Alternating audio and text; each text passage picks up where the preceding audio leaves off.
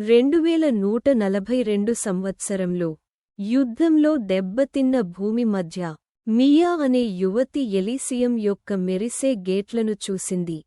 ఇది నక్షత్రాల నుండి తప్పించుకున్న సంపన్నులకు ఆదర్శధామం.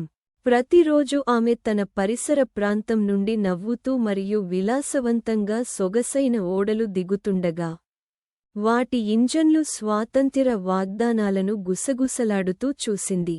ఒక అదృష్ట సాయంత్రం ఆశ మరియు నిరాశతో నడిచే మియా స్కావెంజ్డ్ మెటీరియల్స్ నుండి తాత్కాలిక వింగ్సూట్ను రూపొందించింది మరియు తన శిథిలమైన ఇంటి పైకప్పుపైకి ఎక్కింది.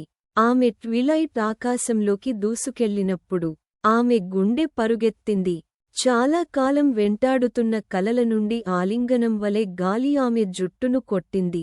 ఆమె గుండె యొక్క ప్రతి బీట్ గురుత్వాకర్షణ శక్తికి వ్యతిరేకంగా ప్రతిధ్వనించడంతో ఆమె ఊహించిన దానికంటే ఎక్కువ ఎత్తుకు ఎగబాకింది. అకస్మాత్తుగా క్రింద అలారంలు మోగుతాయి. ఆమె గుర్తించబడింది.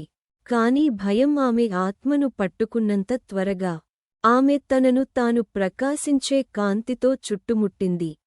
ఎలీసియంను రక్షించే కనిపించని శక్తులు మరొక కలలు కనేవారిని మాత్రమే కాకుండా రెండు ప్రపంచాలను వంతెన చేయడానికి ఉద్దేశించిన వారిని గుర్తించాయి. ఆశ మరియు వాస్తవికత మధ్య గాలిలో నిలిచిపోయిన ఆ క్షణంలో మియా గ్రహించింది, వెనుకబడిన వారు కూడా ఎగరడానికి ధైర్యం చేస్తే స్వర్గానికి చేరుకోవచ్చు.